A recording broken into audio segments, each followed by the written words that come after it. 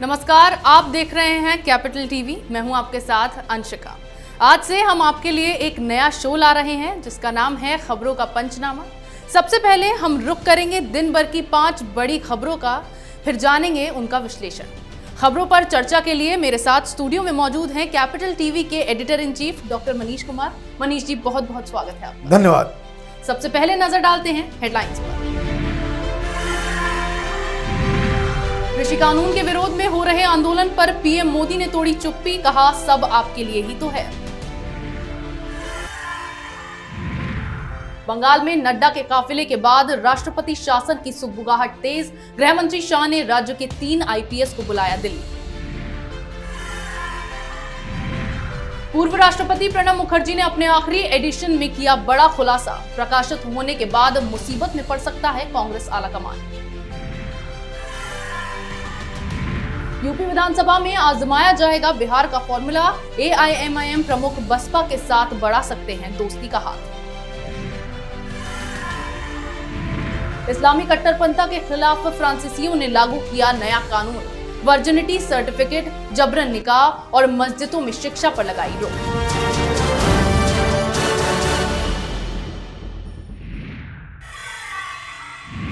रुक करते हैं पहली खबर का।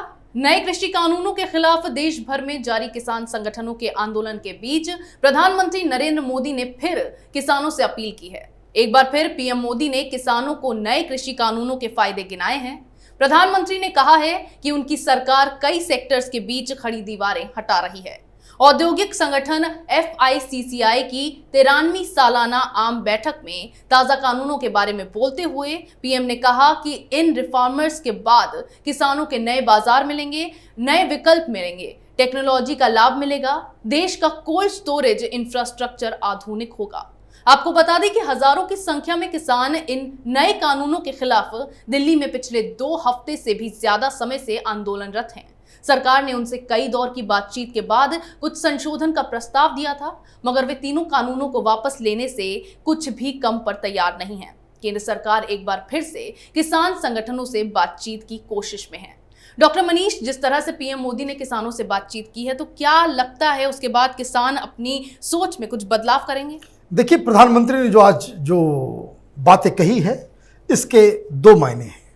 पहला मतलब ये है कि प्रधानमंत्री ने साफ साफ कह दिया वो कानून वापस नहीं लेंगे, क्योंकि वो इस कानून को अच्छा बता रहे हैं, किसानों के लिए फायदेमंद बता रहे हैं और उसकी क्या क्या खूबसूरती है, क्या क्या फायदे हैं उसको वो गिना रहे हैं। तो कहने का मतलब ये कि ये कानून वापस नहीं होगा। 1 नंबर 2 कि जिस तरीके से प्रधानमंत्री ने आकर के ये कह दिया कि ये किसानों के फायदेमंद में है, तो इसके बाद इनके भाषण के तुरंत बाद बीजेपी के तमाम मंत्री और सारे लोग बाहर आए और उनकी शब्दावली में अचानक से एक बदलाव आया। बदलाव ये है कि ये लोग अब ये कह रहे हैं कि ये जो किसान आंदोलन चल रहा है, ये तथाकथित किसान आंदोलन है। मतलब ये किसानों के द्वारा आंदोलन नहीं चलाया जा रहा, बल्कि ये वामपंथियों, अर्बन नक्सल्स और खालिस्तानी एलिमेंट, तमाम पॉलिटिकल पार्टीज, ये इस तरह के नैरेटिव में चले गए हैं। मतलब ये कि सरकार इन कानूनों को वापस नहीं लेगी। बीजेपी और सरकार इन संगठनों से अब 2-2 हाथ करने के मूड में है। अब देखना यह है कि अगर हिंसा भड़कती है, अगर आगे ये आंदोलन तेज होता है, तो सरकार आगे कौन सा कड़ा रुख अपनाती है, क्योंकि आज की खबर का मतलब यही है कि कानून वापस नहीं होंगे और ये जो बीजेपी सरकार है वो इन किसान संगठनों को रियायत नहीं देने वाली है। जी मनीष जी, रुक करते हैं अब हमारी अगली खबर की ओर। पश्चिम बंगाल में बीजेपी चीफ जेपी नड्डा के काफिले पर हुए हमले के बाद से राज्य की राजनीति गर्मा चुकी है। हमले के मामले में 3 आईपीएस अधिकारियों के खिलाफ कार्रवाई हुई है। तीनों अधिकारियों को डेप्यूटेशन पर दिल्ली बुलाया गया है। केंद्रीय गृह मंत्रालय ने जेपी नड्डा की सुरक्षा में लापरवाही के चलते ये कार्रवाई की है। इसी के साथ केंद्रीय गृह मंत्रालय ने राज्य के मुख्य सचिव और डीजीपी को दिल्ली बुलाया था, लेकिन ममता बनर्जी की सरकार ने दोनों को भेजने से इनकार कर दिया है। अब तृणमूल कांग्रेस के सांसद कल्याण बनर्जी ने गृह मंत्रालय पर पश्चिम बंगाल के आईएएस और आईपीएस अधिकारियों को आतंकित करने का आरोप लगाया है। उन्होंने अधिकारियों को डेपुटेशन पर भेजना गृह मंत्रालय द्वारा दबाव डालने की रणनीति बताई है।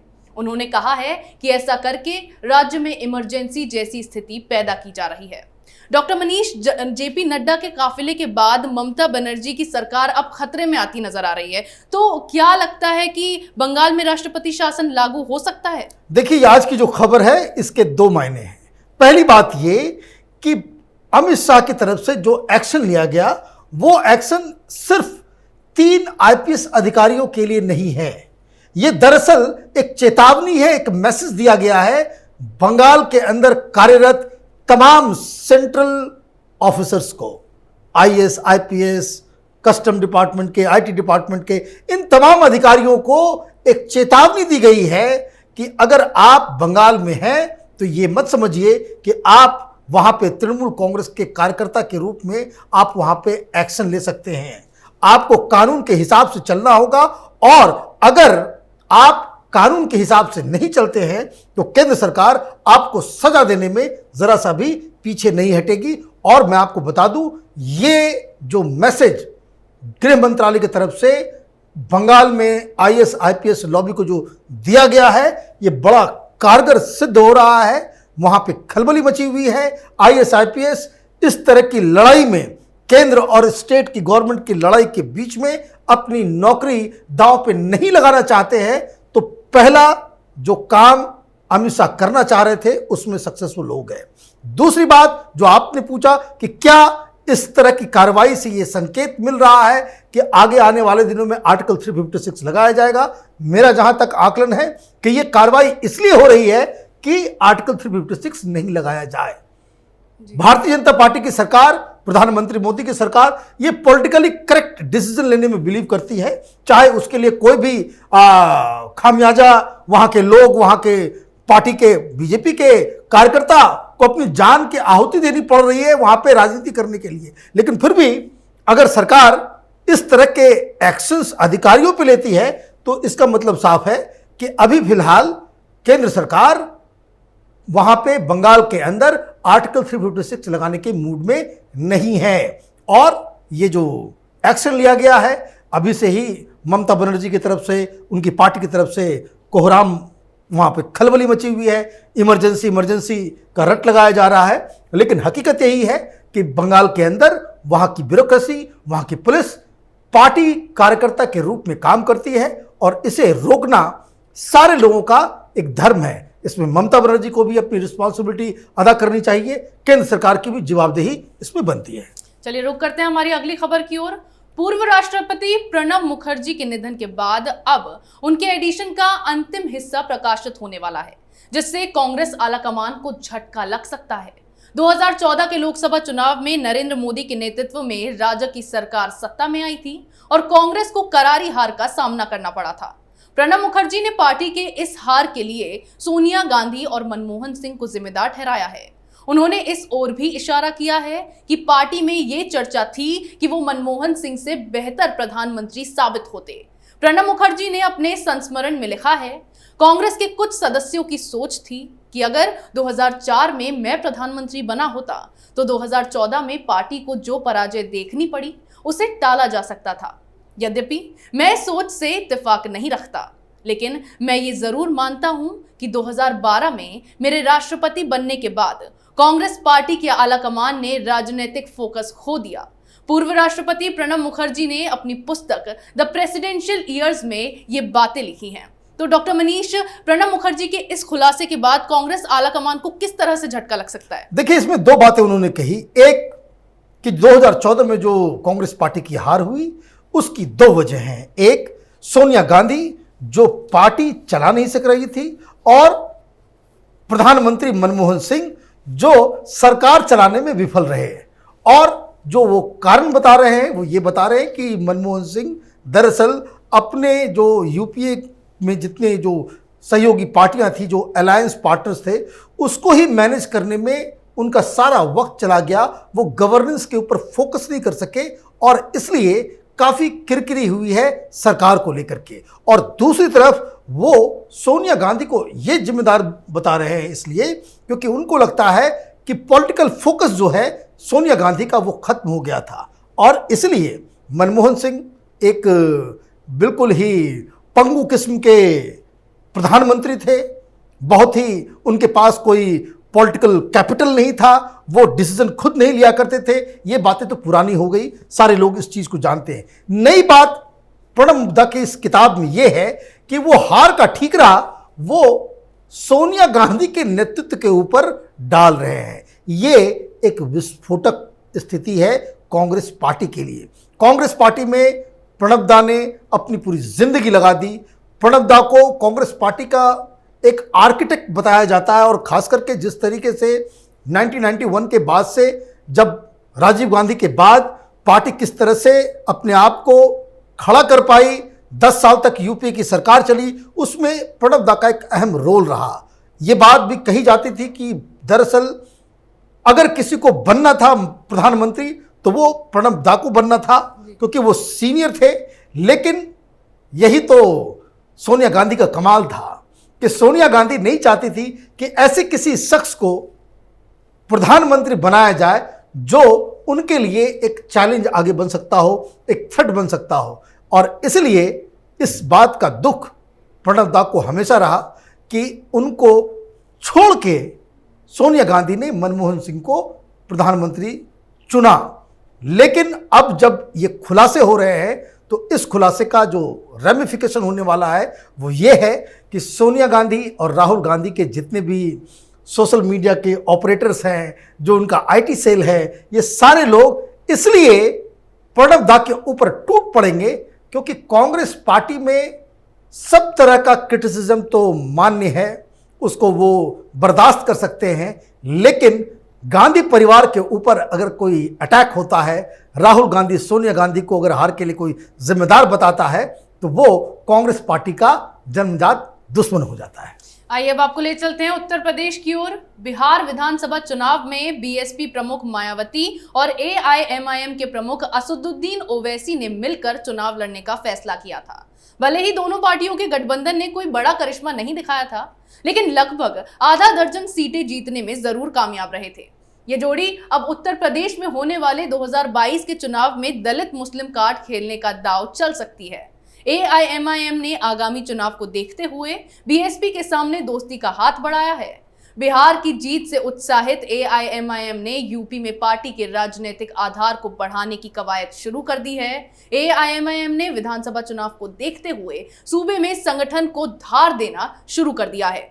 पिछले 1 महीने में करीब 20 जिले में नए जिला अध्यक्ष बनाए गए हैं। इसके अलावा पार्टी के साथ नए सदस्यों को जोड़ने का अभियान भी तेज हो गया है। ऐसे में मायावती अगर ओवैसी के साथ हाथ मिलाती हैं तो सूबे में राजनीतिक दलों के समीकरण गड़बड़ा सकते हैं। तो डॉक्टर मनीष, अगर बीएसपी और एआईएमआईएम दोनों हाथ मिला लेते हैं तो किस तरह से यूपी में समीकरण गड़बड़ा सकता है? देखिए, सबसे बड़ी बात यूपी की राजनीति की ये है कि वहाँ पे जो मुस्लिम्स हैं वो ज़्यादातर वोटर्स हैं समाजवादी पार्टी के। मायावती तभी सरकार में आ सकती है या सीटें उनकी बढ़ सकती है जब तक वो कुछ दलित, बैकवर्ड और मुसलमानों का कोई गठबंधन वो करने में सक्सेसफुल जब तक नहीं होंगी, तब तक वो वापस सत्ता में नहीं आ सकती हैं। अब मायावती के सामने जो चैलेंज ये है कि किस तरीके से मुस्लिम वोटर्स जो समाजवादी पार्टी को वोट करते हैं आमतौर पे, उनको कैसे अपने फोल्ड में लाया जाए। और उसी का एक एक्सपेरिमेंट आप ये कह सकते हैं कि बिहार के अंदर में ओवैसी साहब की पार्टी के साथ हाथ मिला करके उन्होंने एक अच्छा एक जो कह सकते हैं कि जिनको टेस्ट किया, एक एक्सपेरिमेंट उन्होंने की है। और अब जब मायावती अपने पूरे जो चुनावी प्रक्रिया को अपनी तैयारी में वो जुट गई हैं, तो उनके सामने कई सारी चुनौतियां हैं। एक, मुस्लिम वोटर्स कहां से वो लाएंगी, क्योंकि बहुत सारे मुस्लिम लीडर्स बीएसपी को छोड़ चुके हैं, उनके साथ उनके रिश्ते अच्छे नहीं हैं। यूपी के अंदर इस तरह का कोई बड़ा मुस्लिम लीडर बीएसपी के साथ नहीं है। तो ऐसे में ओवैसी एक अच्छी भूमिका, एक पॉजिटिव योगदान बीएसपी के अपना जो प्लान है उसमें वो कर सकते हैं। चूंकि ये बिहार में साथ में लड़े हैं, जिसका एक रिजल्ट भी अच्छा आया है, वही एक्सपेरिमेंट शायद यहाँ पे यूपी में उसको दोहराया जाएगा। जी मनीष जी, अब आगे देखते हैं फ्रांस। इस्लामी कट्टरपंथा के खिलाफ फ्रांस नया कानून बनाने जा रहा है, जिसका ड्राफ्ट वहां की संसद में 9 दिसंबर को पेश किया गया। फ्रांस के राष्ट्रपति इमैनुअल मैक्रों का कहना है कि जो कट्टर इस्लामी ताकतें देश को कमजोर कर रही हैं, ये कानून उन अलगाववादियों से निपटने के लिए है। ऐसे में कई मानवाधिकार संगठन सक्रिय हो गए हैं और इसे भेदभाव वाला बता रहे हैं। हालांकि फ्रांस अपनी सुरक्षा के लिए कड़े कदम उठाता जा रहा है। नए बिल के अनुसार कोई भी बच्चा अगर 3 वर्ष का हो जाता है तो उसके बाद उस स्कूल में भर्ती कराना ही पड़ेगा। कुछ खास मामलों में ही बच्चे को स्कूल ना भेजकर घर पर ही स्कूलिंग की सुविधा देने की अनुमति प्रदान की जाएगी। कई इस्लामी कट्टरपंथी वहां गुपचुप मदरसे चलाते हैं और बच्चों को मुस्लिम परिवार वहीं भेज देते हैं। इसी कारण बच्चों को स्कूल जाने के लिए उम्र निर्धारित करके इसे अनिवार्य कर दिया गया है। डॉक्टर मनीष, क्यों इस कानून को लाया गया? मैं चाहूंगी दर्शकों को आप बताएं क्या है ये पूरा कानून। देखिए, फ्रांस के अंदर पिछले कुछ दिनों में जिस तरह से इस्लामिक कट्टरवाद की वजह से हिंसा भड़की है, वहाँ पे लोगों की मौत हो रही है, ये काफ़ी दिनों से चला आ रहा था। फ्रांस दरअसल बहुत ही लिबरल सोसाइटी है। इनफैक्ट सारा वेस्टर्न यूरोप जो है बहुत ही लिबरल वहाँ पे समाज का ताना बाना है, और इसी का फ़ायदा कट्टरपंथी वहाँ के ही कानून का इस्तेमाल अपने कट्टरता को फैलाने में उसका इस्तेमाल, उसका दुरुपयोग कर रहे हैं। लेकिन जिस तरह से घटनाएं हुई हैं, तो फ्रांस के अंदर अब जो सरकार है, वहाँ की जो जनता है, वो नहीं चाहती है कि इस तरह का जो कह सकते हैं कि आप जो छूट जो पहले इस्लामिक कट्टरपंथियों को वहाँ मिली हुई थी, वो छूट लगातार उनको दी जाए। इसलिए अब वहाँ पे एक बाकायदा जो कह सकते हैं कि फ्रांस के अंदर एक नेशनल कंसेंसस है कि जितने भी एलिमेंट्स ऑफ एक्सट्रीमिज्म हैं उसको रोका जाए। इसको रोकने के क्या तरीके हो सकते हैं? तो सबसे पहला चीज़ जो इन लोगों ने किया है कि वो जगह, वो मस्जिद, वो मदरसे जहाँ से कट्टर विचारधारा को जो है फैलाया जाता है, उसके ऊपर पाबंदी। तो कई सारे मस्जिदों को, कई सारे मदरसों को वहाँ बंद कर दिया गया। दूसरी बात, वहाँ पे कई सारे जो लोग जो कट्टरता फैलाते थे समाज के अंदर में, उन लोगों को ब्लैकलिस्ट किया गया, उनको देश से बाहर निकाला जा रहा है। साथ ही साथ अब जो नया कानून जो आया है, जिसके बारे में आप चर्चा कर रही हैं, तो उसमें जो कट्टरता का जो एलिमेंट है, जो मदरसे में जिन लोगों को भेज दिया जाता था, बचपन से ही उनके ब्रेन वॉश को किया जाता था, तो उसको रोकने के लिए फ्रांस की सरकार ने ये कानून बनाया है। और जहाँ रही बात ह्यूमन राइट्स ऑर्गेनाइजेशंस की, तो ये बहुत दिनों से ये बात कहते आ रहे हैं, बहुत तरह के इस तरह के सवाल जवाब उठाते रहते हैं, लेकिन हकीकत यही है कि ये तमाम ह्यूमन राइट्स के नाम पे चलाने वाली जो संगठनें हैं, ये दरअसल इस्लामिक कट्टरवाद को जो है वो बढ़ावा देने का काम करते हैं। लेकिन जो आम जो लिबरल वैल्यूज है समाज के अंदर में, खास करके वेस्टर्न यूरोप में, उसका वो साथ नहीं देते हैं। और इसलिए इस तरह के संगठनों का जो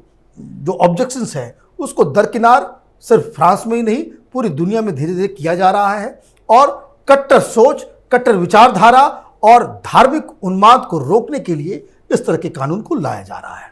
जी डॉक्टर मनीष, देश दुनिया की बड़ी खबरों पर हमारे साथ बातचीत के लिए आपका बहुत बहुत धन्यवाद। धन्यवाद। खबरों का पंच में आज इतना ही। अगर आपको हमारा ये वीडियो पसंद आया हो तो इसे लाइक करें, शेयर करें, कमेंट करें, साथ ही हमारे चैनल को सब्सक्राइब करें।